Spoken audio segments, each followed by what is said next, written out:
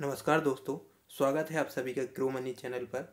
अगर आप चैनल पर नए हैं तो चैनल को सब्सक्राइब जरूर कर लें ताकि आपको स्टॉक मार्केट से जुड़ी हर अपडेट आपको मिलती रहे और भी कुछ इंटरेस्टिंग वीडियो जो आपके बेसिक कॉन्सेप्ट को अच्छे कर सकते हैं वो भी वीडियो आपको लगातार देखने को मिलते रहें।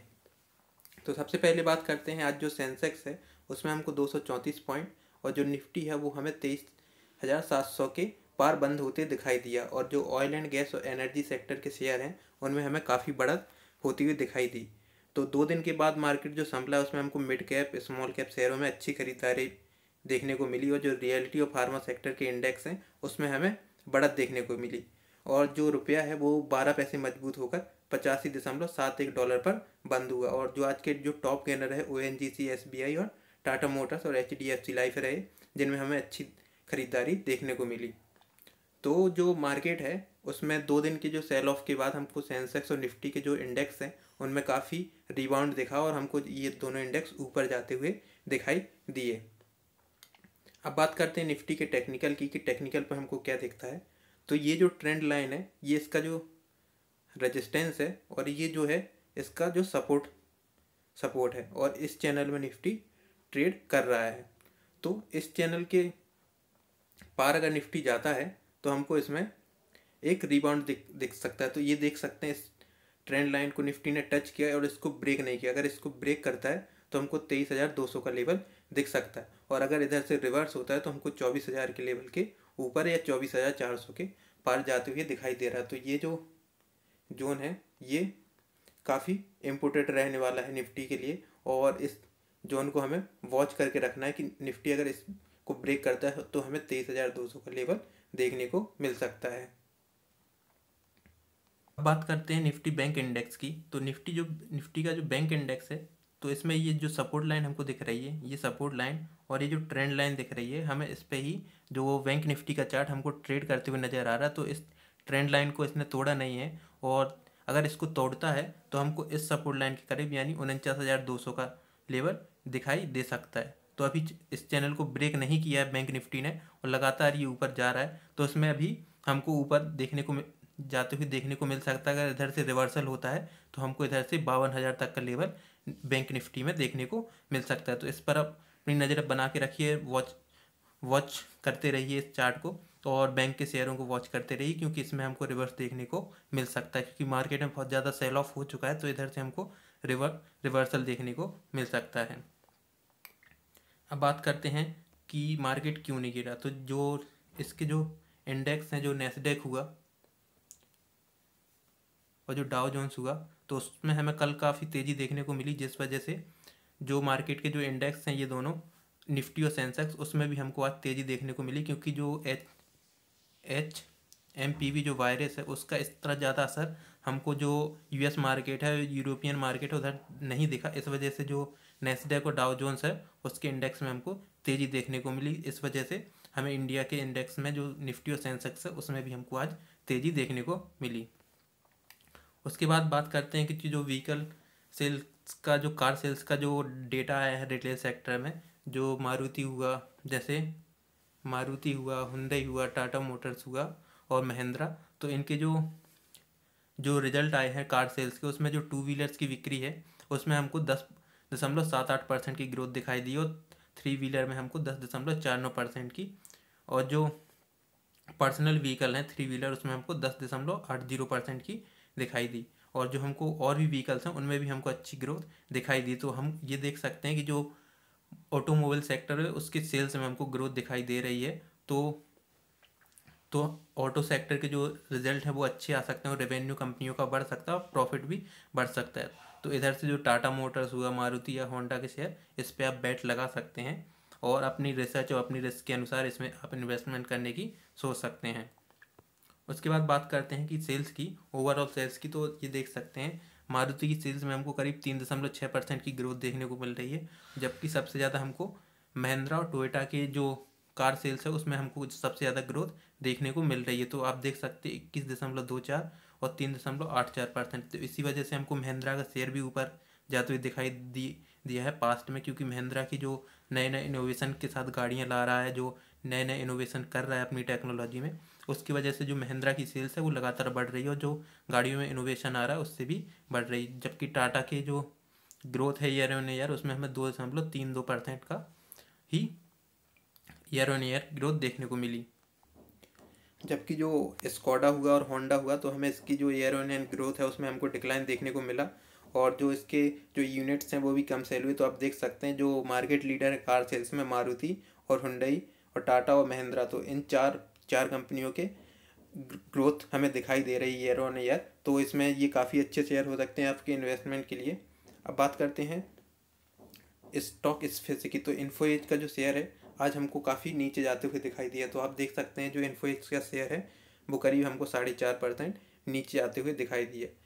जो कंपनी के जो रिजल्ट आए हैं उसमें जो कंपनी का जो बिलिंग है वो 15.8% ऊपर बढ़ गई, यानी कंपनी को जो टोटल जो प्रॉफिट हुआ है ईयर ऑन ईयर वो 668.3 करोड़ का हुआ है। और जो कंपनी का जो नेट प्रॉफिट है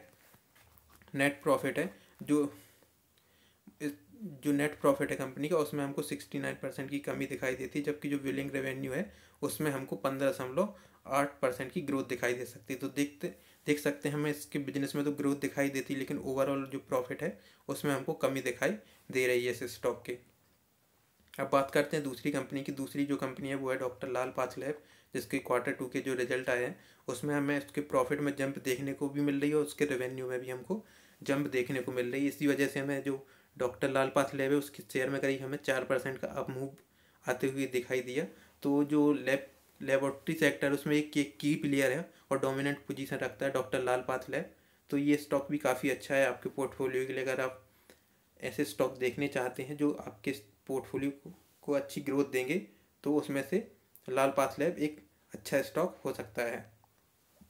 कहते हैं अगले शेयर की जो है कल्याण ज्वेलर्स। कल्याण ज्वेलर्स का जो स्टॉक प्राइस है उसमें हमको जंप देखने को मिला, बट उसके बाद हमको फॉल देखने को मिला, क्योंकि जो Q3 के जो अपडेट्स आए हैं कल्याण ज्वेलर्स के उसके जो रिजल्ट आए हैं अपडेट में कहा गया कि जो स्ट्रॉन्ग फेस्टिवल सीजन है और वेडिंग सीजन की जो डिमांड है उससे जो रेवेन्यू है वो करीब 39% बढ़ सकता है ईयर ऑन ईयर। तो ये कल्याण ज्वेलर्स टाइटन ज्वेलरी है तो ज्वेलरी सेक्टर काफ़ी अच्छे रिटर्न दे सकता है, क्योंकि आने वाले समय जो फेस्टिवल सीजन है और वेडिंग सीजन है उसकी वजह से ज्वेलरी सेक्टर में काफ़ी ज़्यादा डिमांड बढ़ने वाली है। तो इन स्टॉक्स में आप निवेश करके अच्छा मुनाफा कमा सकते हैं। उसके बाद बात करते हैं अगले शेयर की जो है जोमेटो के शेयर में अभी हमको करीब 3-4 दिन से हमको गिरावट देखने को नज़र मिल रही है।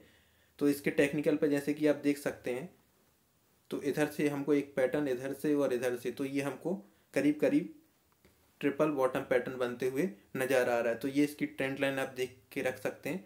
अगला अगर अब मूव आता है, अगर इधर से रिवर्स होता है तो हमको इस तरह से करीब 300 का लेवल देखने को मिल सकता है। इसमें ये गिरावट का जो मेन कारण है वो है जेफरीज की रेटिंग। तो जेफरीज ने जो रेटिंग दी है जोमेटो को वो रेटिंग दी है होल्ड की, और जो इसका जो टारगेट प्राइस पहले दिया था जेफरीज ने वो 335 रुपये दिया था, जिसको अब घटाकर 275 रुपये पर शेयर कर दिया। तो इस वजह से भी हमको इसके शेयर में गिरावट देखने को मिल रही है। और ऑब्वियसली जो वैल्यूएशन है जोमेटो का जो अभी पी रेशो चल रहा है वो करीब 350 के करीब चल रहा है। तो इस वजह से भी हमें स्टॉक में रीएडजस्टमेंट देखने को मिल रहा है। तो अब आप इधर वेट कर सकते हैं। अगर आप बाइंग करना चाहते हैं तो इस लेवल पर 240 रुपये के लेवल पर आप स्टॉक को अपने पोर्टफोलियो में ऐड कर सकते हैं।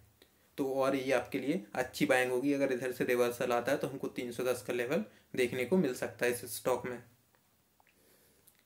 उसके बाद बात करते हैं जो HMPV वायरस के जो केस आ रहे हैं इंडिया में। जो HMPV वायरस है उसके 7 केस आ चुके हैं, और जो हेल्थ मिनिस्ट्री है उसने अभी दिया है कि कोई कंसर्न की कोई बात नहीं है।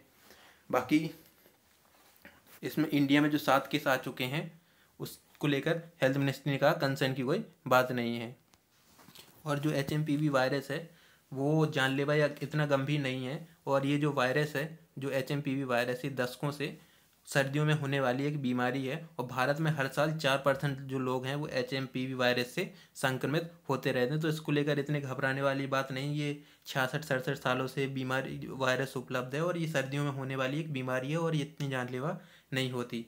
ऐसा जो ICMR के जो डायरेक्टर हैं डॉक्टर रमन गंगाखेड़कर उनने भी यही कहा है कि भारत में हर साल 4% लोग इस बीमारी के आते हैं। तो इतना ज़्यादा घबराने की बात नहीं। और ये जो मौका स्टॉक मार्केट में मिला है स्टॉक मार्केट इतना फॉल हुआ है, तो ये आपको आपको अपॉर्चुनिटी दी है कि आप अपने पैसे को इसमें लगा सकते हैं, ताकि और फ्यूचर में जाके आपको अच्छे रिटर्न मिले। तो ये ऐसे मौके बहुत कम ही आते हैं जब आपको इन्वेस्टमेंट की इतनी अच्छी अपॉर्चुनिटीज़ मिलती हैं, क्योंकि ये इतना ज़्यादा घबराने वाली बीमारी नहीं है। जैसे कोविड हुआ था, कोविड एकदम नया वायरस था, जबकि जो HMPV वायरस है वो पुराना वायरस है। भारत में हर साल करीब 4% के करीब मरीज देखने को हमको मिलते हैं HMPV वायरस के।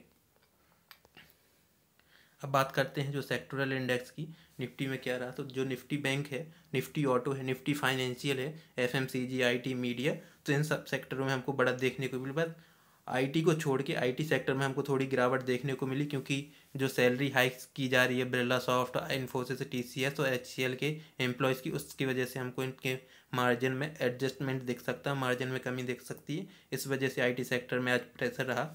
और बाकी मीडिया सेक्टर, मेटल सेक्टर में हमको काफ़ी अच्छी तेज़ी देखने को मिली, तो इस वजह से हमको ओवरऑल इंडेक्स में भी तेज़ी देखने को मिली। इस वजह से आज मार्केट में तेज़ी रही। अब बात करते हैं आज के टॉप गेनर्स की। तो आज के जो टॉप गेनर्स रहे उसमें है ONGC, SBI और HDFC लाइफ। तो ये आज के टॉप गेनर स्टॉक्स रहे। जबकि आज के टॉप लूजर में रहे ट्रेंड, HCL और TCS के स्टॉक्स में हमको गिरावट देखने को मिली। तो मैं अब आपको वजह बता ही चुका हूँ IT सेक्टर में हमको गिरावट क्यों देखने को मिली, क्योंकि सैलरी हाइक की वजह से कंपनी के मार्जिन कम हो सकते हैं। और आप मार्केट ब्रेथ देख सकते हैं, आज 2076 स्टॉक एडवांस में दिखे, जबकि 750 स्टॉक नीचे गिरे। तो आज स्टॉक मार्केट का एनालिसिस यही था। अगर आपको वीडियो पसंद आया हो तो वीडियो को लाइक करें और चैनल को सब्सक्राइब जरूर करें, ताकि आपको स्टॉक मार्केट से जुड़ी हर अपडेट आपको मिलती रहे। अब मिलते हैं अगले वीडियो में। Thank you guys.